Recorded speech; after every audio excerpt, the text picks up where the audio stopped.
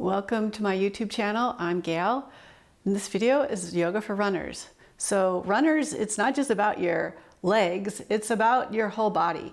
It's important to have a strong upper body, flexible ankles, strong feet, strong calves, basically strong legs, but also balancing that strength with some elasticity, some flexibility, some nice lengthening range of motion. So all we'll really need for this practice is 2 blocks. If you don't have blocks, you could use a stack of books, you could use a can, you could use your water bottle. All runners have water bottles, right? Just something that's going to allow you to have your hands on something to give you a little extra height. So grab whatever you need and let's get started. So let's start seated. Cross your left ankle above your right knee and thread the fingers of your right hand in between the toes on your left foot. Try and get the base of your fingers close to the base of your toes and just circle your ankles. And you can put a little traction on your toes. You can use a little bit of help to give your toes a little more flex and a little more point. And circle the ankle actually pretty slowly so you can feel the full range of motion. And reverse the direction of your circle. Spread your fingers to spread your toes. Release, stretch your toes out and just admire the space between your toes. We'll do the same thing on the other side. So thread your fingers in between your toes. Start to circle your ankle. Both directions. You can spend more time doing this. I'm just doing it for a little bit so I can pack a little more into this video without spending a lot of time. And stretch your toes, give a little traction, flex your feet back, and spread your fingers to spread your toes. And stretch your toes out, spread the toes nice and wide. And bring your feet back. Bring your feet a little wider than your hips with your toes turned out, hands behind your hips, and just lift up and come into a squat. Keep the arches nice and lifted, so putting some weight into your heels and into the big toe mounds of your feet. Keeping the ankles, the knees open, and pointing in the same direction as your toes. So you don't want everything caving in. You want nice balance. So it should feel like the weight is even on all 4 corners of your feet. And then let's come on to our hands and knees into tabletop. Spread the fingers nice and wide. Stretch your right foot back and press into your big toe mount so that you engage the muscles of your leg. And notice a little tension in your body, but it's good tension because we're activating our muscles. And then lift your leg up without arching your back too much. So try and keep the back where it is, and you'll lift up. I really can't lift up any more here unless I was to let go. So I'm reaching up and reach your opposite arm forward. Stretch out through your back heel and out through your front fingers and see if you can find a balance point. So try not to let your arm or your leg wander out to the side, but keep a nice lift. And lower your arm and leg down. We'll do the same thing other side. So push into your big toe mound, which automatically lifts your belly and gives you a little bit of a posterior tilt in your pelvis. And lift up into that resistance. Stretch your arm forward and hold. Pause.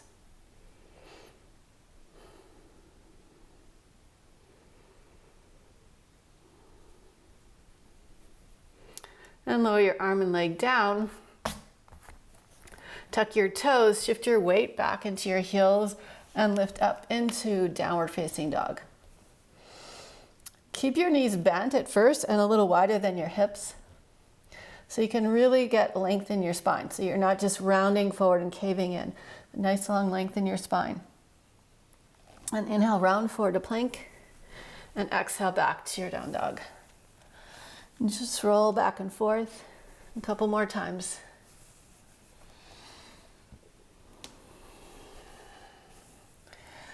And next time you're in down dog, you can step your left foot in a little bit, reach your right leg up. You can shift your weight into your left hand, come up onto your right fingertips, and then pull your knee into your chest, bring your shoulders forward, and step your foot forward. Lower your back knee to the ground. This is where the blocks come in handy. So take your blocks by your foot And then think of sitting more upright, so you're sitting more over your hips than forward. Pull the tailbone down, so you get a big stretch on the hip flexor on your left leg. And just let yourself kind of experiment just little teeny movements, shifts of weight. And shift your hips back, trying to keep your back from rounding. So when your hamstrings are really tight, the back's gonna round, and that's okay, but see if you can bring the intention to bring your chest more forward, keeping these ribs a little closer to your leg. And you can go back and forth between these two places. So we're getting into the hamstrings, keeping the leg active. So that's important to do a nice active stretch. So you can lift the toes, press out through the toe mound, pull your hips back, and just glide forward and back. Try not to overdo it, but also like just getting some opening in these muscles that are so important to us. And then from here, you can come into your down dog. I'm gonna move the blocks to the side a little bit. Stretch it out. Now we'll do the same thing with the left leg. So inhale, reach your left leg up. Shift in right into the right hand, come up onto your left fingertips, pull your knee into your chest. Step your foot forward, lower the back knee down. Try and bring your chest back so it's over your pelvis. Stretch your tailbone toward the back of your knees. And just maybe kind of stretch forward a little bit and back, hugging the legs in, lifting up through your heart, through the chest. Little gentle movements. And then you can shift your left hip back, reaching over your leg, trying to keep that gap small between your ribs and your quads. But it's always just do the best you can. Just being aware and thinking of lengthening your spine will, help you get like the safest kind of stretch. And keep your foot active by pressing your heel down, pushing out through your toe mound, hugging in. So the muscles are activated as we're lengthening and stretching them. You want to feel the stretch in the belly of your muscle, not way up by the top of your hamstrings, by your butt. So if you do that, then just don't lean forward as much. You can bend your knee a little bit more. You can round your back slightly. So be aware, be intentional with what you're doing.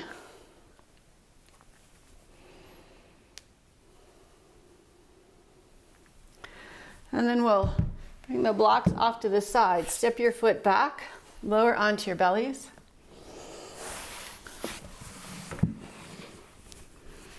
Bring your elbows right under your shoulders, let your back relax, pull the shoulders back and press the top of your feet into the floor. Bring your right hand across your body, bend your left knee, reach back with your left hand for your left foot.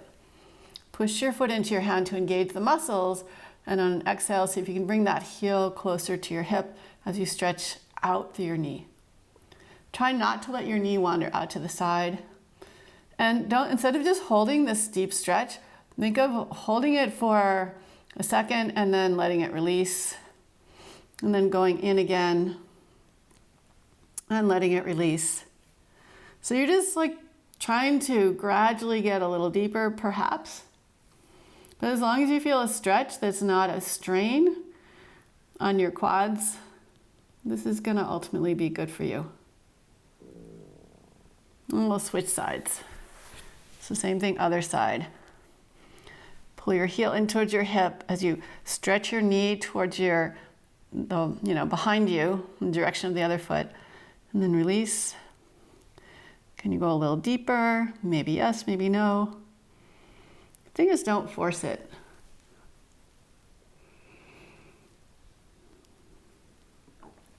And release your foot. Stretch your arms forward. And first, just find a nice long stretch through your spine. And bring your hands by your shoulders, press into your feet, and curl up into your Cobra. And exhale, send your chest forward as you lower down. Inhale, peel your chest away from the floor, and then isometrically drag your hands towards your hips. It's gonna really like engage the muscles in your upper body and lower down. One more time, pull back, lift up. Open up through your heart and exhale, lower down. Interlace your fingers behind your back, lift up through your shoulders, lift your hands away from your back, and then reach back. Lifting up. And exhale, lower down. Again, inhale, reach back, lift up. Maybe lift the legs. And lower down, exhaling. One more time. Inhale, peel your chest up off the floor. Just do the best you can, lifting your legs up. And then release your hands. Bring your hands in Cobra position. Bring your legs together. And as you press your legs down, you feel that you kind of naturally come up. Coming up into your Cobra. Try not to let the shoulders pinch forward, but spread nice and open. And exhale, lower down, tuck your toes, press back, downward facing dog. So remember to bend your knees, and instead of rounding your back and collapsing the shoulders, think of spreading through the shoulders, pushing your hands down and forward. And then maybe once you feel your back is nice and long and stretched, you can start to press back through your thighs. So instead of the knees leading the action, the thighs lead the action and the knees follow. And inhale, come forward to plank. We want to build a strong core for running. So one way to do that is to see if you can lift your foot off the floor in plank. So try not to let your hip dip, but keep your hip nice and level. And then shift your weight into your left hand, come up onto your fingertips of the right hand. Maybe if you want to play with this, you could start to reach your right hand forward. Lower down. Same thing, other side. So lift the right leg up. You really have to use your whole body for this. Maybe come up onto your fingertips of your left hand. Maybe reach your left hand forward.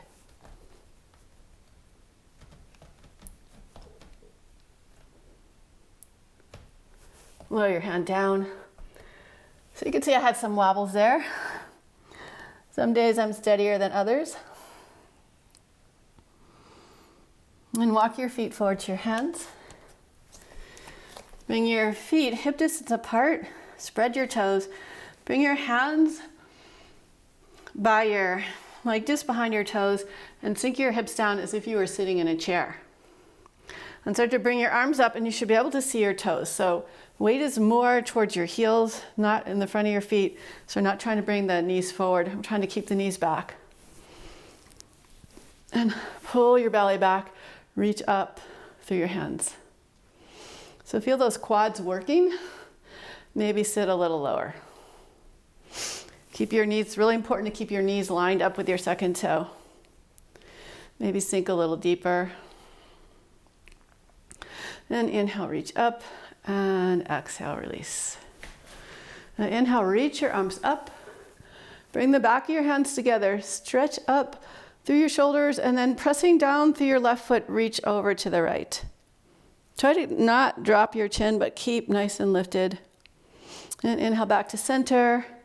Switch the cross of your wrists and stretch over to the side.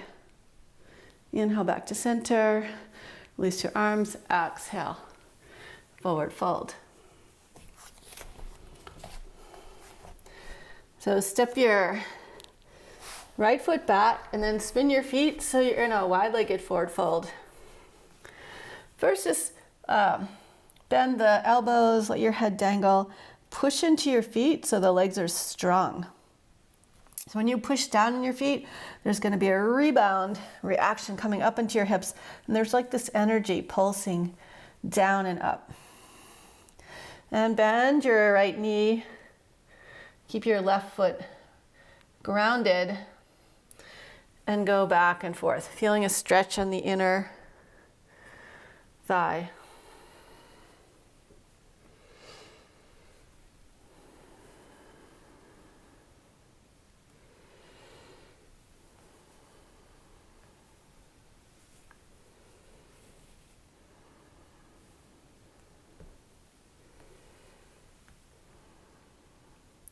and come back to center.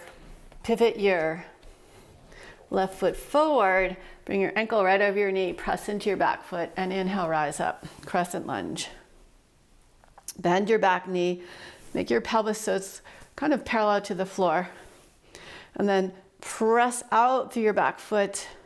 Start to lean your weight forward, press off your back foot, bringing your foot forward into this bent knee position, and then slowly reach your leg back. So doing this all with control. We'll do that 2 more times. So shift your weight forward, press into your front foot, bring your back foot forward, and then very slowly reach back. Bring your shoulders over your hips. Last one, on this side, reach forward, press into your foot, bring your leg forward, and step it back slowly. Lower your hands down, step back to your down dog. And we'll do the same thing on the other side. So reach your right leg up. Exhale, bring it forward. Inhale up, crescent lunge.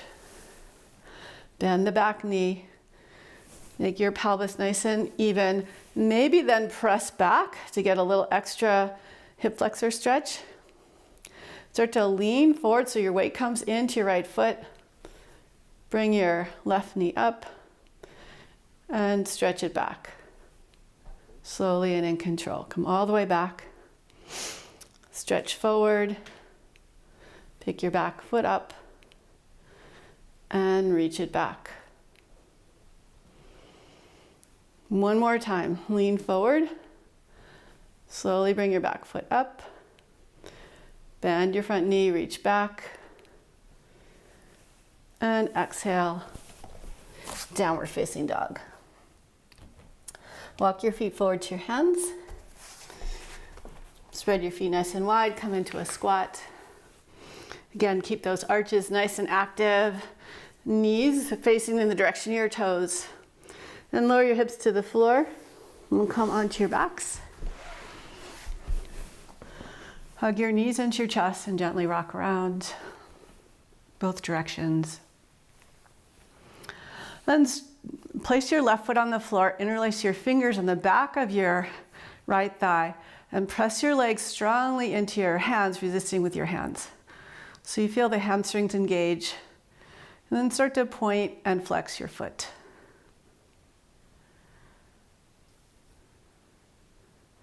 Straighten your left leg. Take your left hand to the outside of your right leg, either on your calf or your ankle, or you might be able to grab your foot. Open your right arm out to the side and very slowly start to bring your right leg across your body. So you're gonna let that bottom foot rotate, so the side of your foot is on the floor. And I'm just trying to go slowly with control.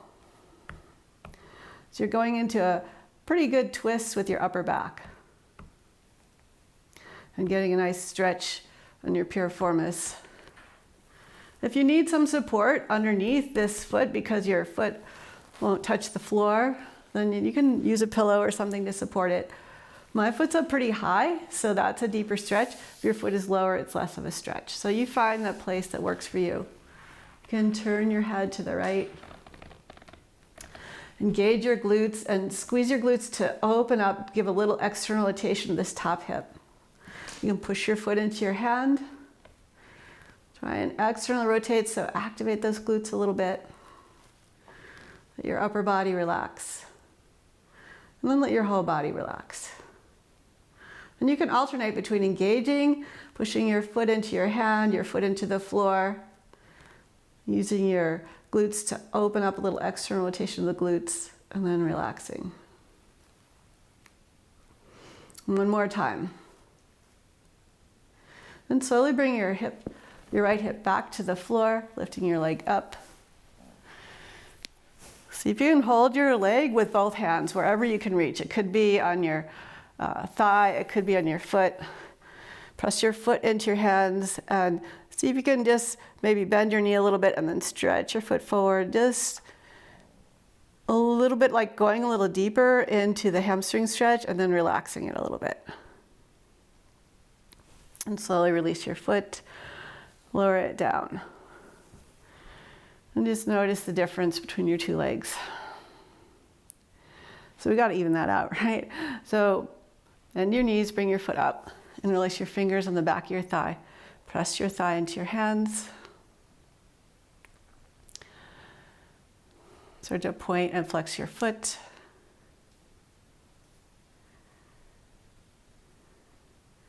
And straighten your right leg. Bring your left hand to the outside of your right hand to the outside of your left foot. Left arm out to the side and slowly start to twist over to your right. Moving slowly and in control if possible. Placing a prop underneath your foot if you need it, or releasing your foot, holding lower down on your leg. And try and keep both shoulders down. And alternate between engaging and relaxing. So it's just a subtle engagement. It's not 100%. It's more like 10, 15%. Pressing your foot into your hand, maybe pressing your foot into the floor, trying to open up this hip. And then releasing and relaxing, letting go.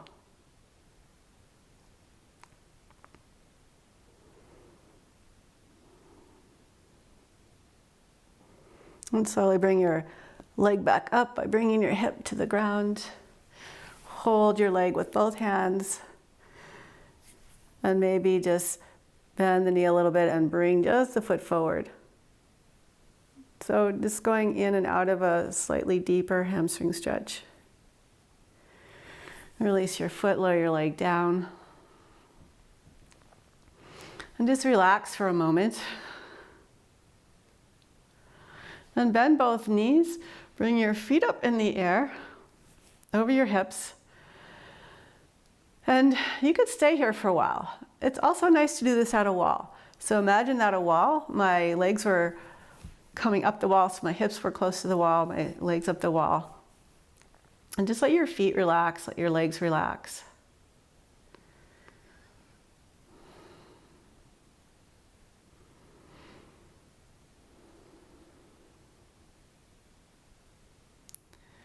And you could stay here without working any range of motion, or if you wanted to, you could, when you point your toes, feel the stretch on the whole front side of your leg and your foot. And then when you flex your feet and press up through the big toe mound, feel the stretch on the back of your legs. So you could alternate pointing and flexing. You could circle your ankles again, both directions. And you could even start to spread your feet apart in any direction.